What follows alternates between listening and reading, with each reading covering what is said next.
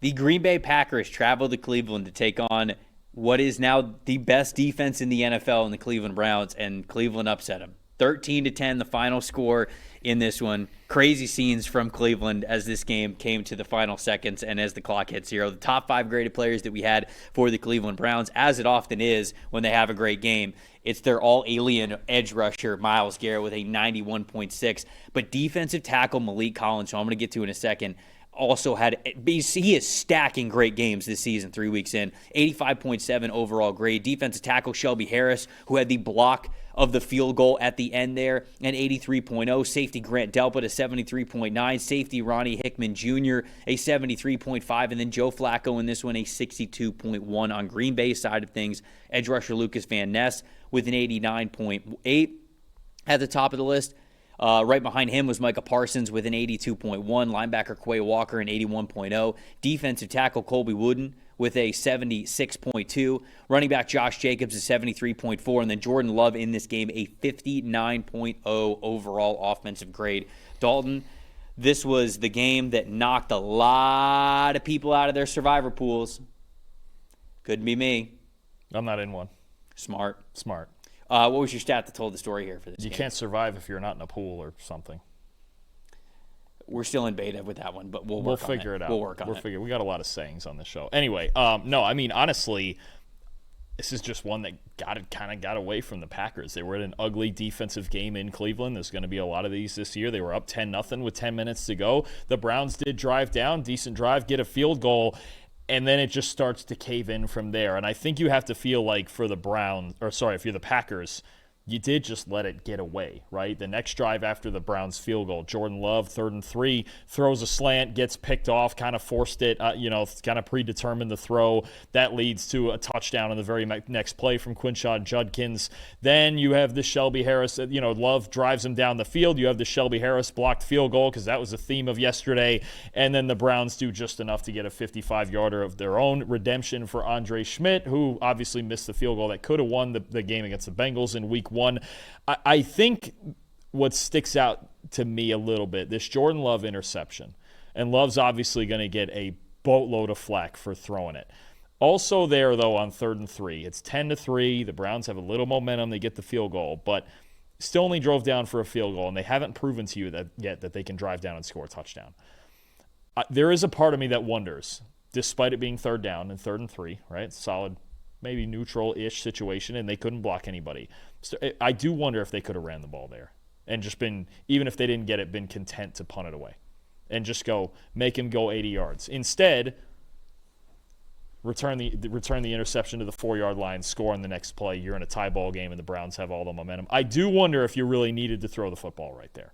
Now, it's 3rd down. I mean, they couldn't run for crap the whole game. I mean, they couldn't do anything. But that's what I'm saying. Like, I'm not really feeling like I'm trying to run the ball in that situation when I haven't done anything to that game. I do wonder just a little bit about that. Either way, it's a ball where you can't predetermine the throw because a turnover is the only thing that could get the Browns back in it, even at 10-3, because they're not driving the whole field. They're just not going to. They never drove the whole field this entire game, the Browns. Their one touchdown they got, it was 4 yards. So, I mean, it just feels like if you're the Packers, first of all, credit the Browns defense. And I'm with it. This is the best defense in the NFL. Absolutely. The Packers are probably right there with them.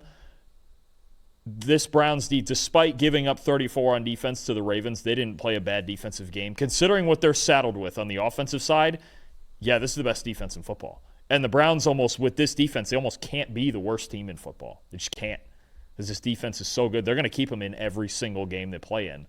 And they just have to hope their offense is functional. But the Packers, I mean, they just let it get away. They made mistakes in the last 10 minutes of this game. And you give a team like that that's playing that good a defense an opportunity, sometimes they find a way to take it from you. Browns defense, 85.9 run defense grade as a team in this one. Josh Jacobs had 30 yards on 16 carries. Number 1 in team run defense grade at a 90.3 this season through 3 weeks. Number 3 in EPA per rush allowed. I mean, this team is so stout. We've talked with multiple teams here. The Commanders are one of them where we're like, hey, you got to be able to run the football. Something that's holding the Raiders back is their lack of ability to run the football right. For as much as the NFL is about the flashy, the passing, the quarterbacks, all that kinds of stuff. If you can't stay balanced, whatever, ratio of run to pass that means for your offense to stay balanced, if you can't run the football at all, you're going to have a hard time winning football games. We're seeing that with the Kansas City Chiefs. They have Patrick freaking Mahomes, and they're struggling to win football games in part because they can't run the football.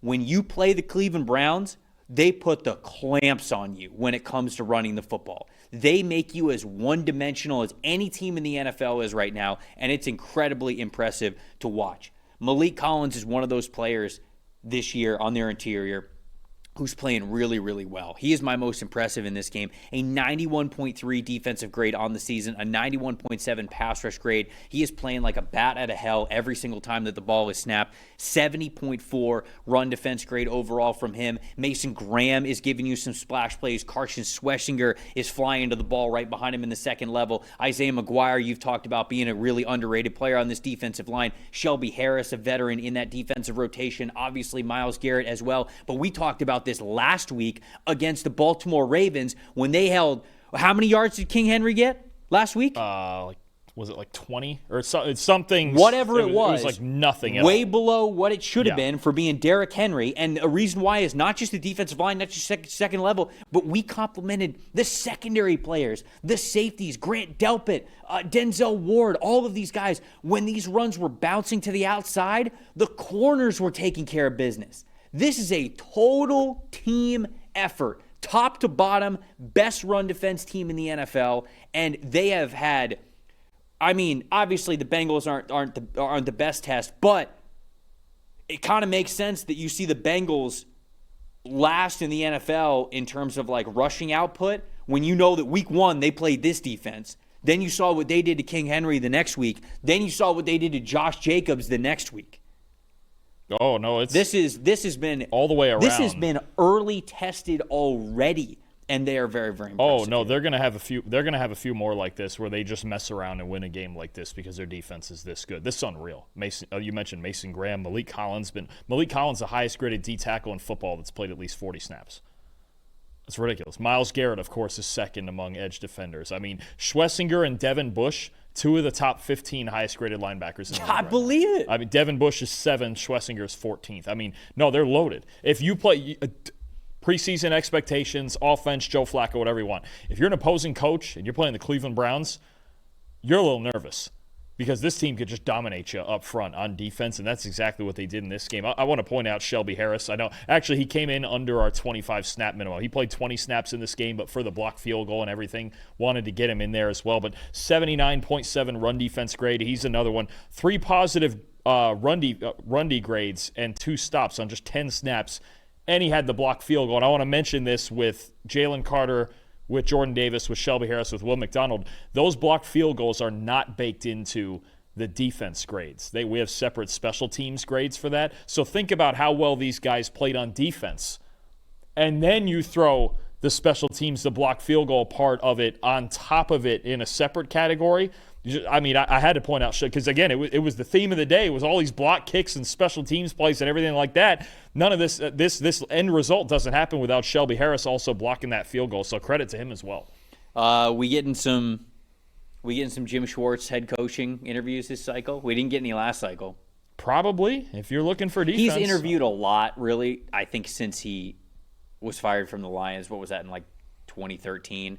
He's interviewed a handful of times. I remember he had some, because I just looked this up, some head coaching interviews in 2017, and then 2020 he did as well. Did he get looks in 2022, 23? Can't remember, but he's and no one's obviously taking the bait. I think a lot of teams want to go for the offensive head coach anyways because it's very easy for you. If your offense is good, then you won't get poached. Right, and that's always the fear about it. The Tampa Bay Buccaneers thing is sort of the fear of hiring a defensive head coach is Dave Canales, oh, he's good, now he's gone. Oh, Liam Cohen, oh, he's good, now he's gone. I bet Josh Grizzard gets head coaching interviews this offseason if the offense keeps playing the way that they are. And so you alleviate that when you have an offensive head coach. And so I think that could be a factor against Schwartz. But, man, if this defense keeps playing the way that they are, he's at least going to get consideration there. Most disappointing for me is the Packers' overall consistency in this game. They are 4th in yards per attempt right now, 3 weeks into the season. 8.4 yards per attempt. They're 7th in average depth of target at a 9.3.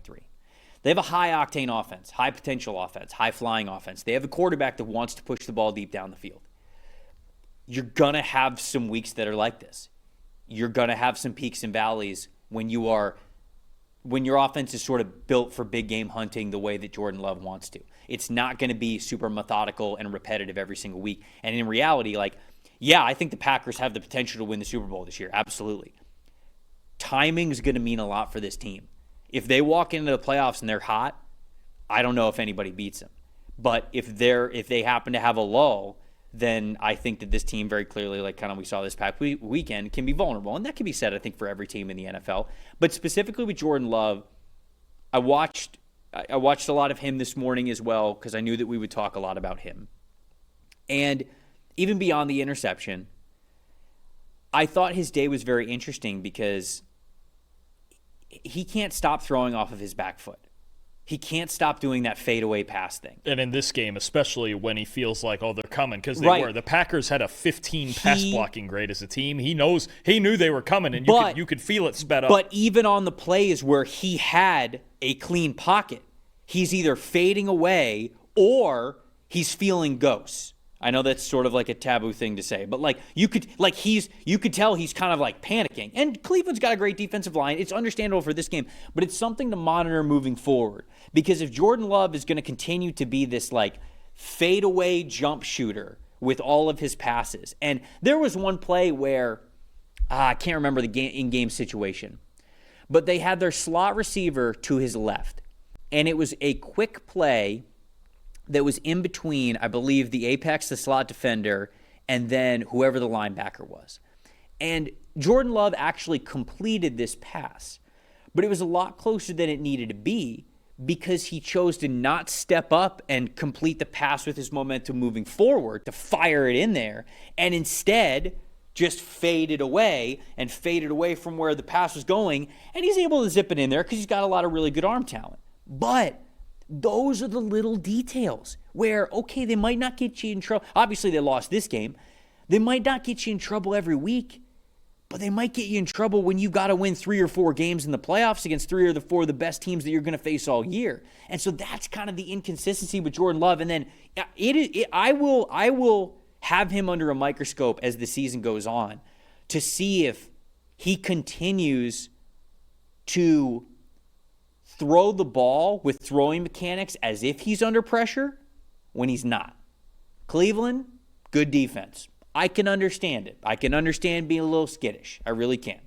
But if moving forward, if he's still like that, then you kind of got to worry about, okay, now the peaks and valleys for the Green Bay Packers, the wavelength is higher and low. It's probably lower than what you want it to be. So it was just something interesting to note from him. There was a lot of fadeaways. There was a lot of being skittish, even when the pocket was clean. Something to monitor with Jordan Love. 2 things. The contrast of going from playing Cleveland to playing Dallas next week is probably going to feel pretty good. And fun stat, combined the 3 teams that have played Cleveland so far have a 20 against the Browns in these 3 games, have a 29.6 pass blocking grade. Just silly levels of, again, considering they have no offense to speak of, really. Mm-hmm. What the Browns are doing on defense is just, and they should be 2-1. That should be. Yeah, they should be. They absolutely should be 2-1, but for a missed field goal, they'd be 2-1. Anything else on this one before we move on? All good. Okay, we're all good there.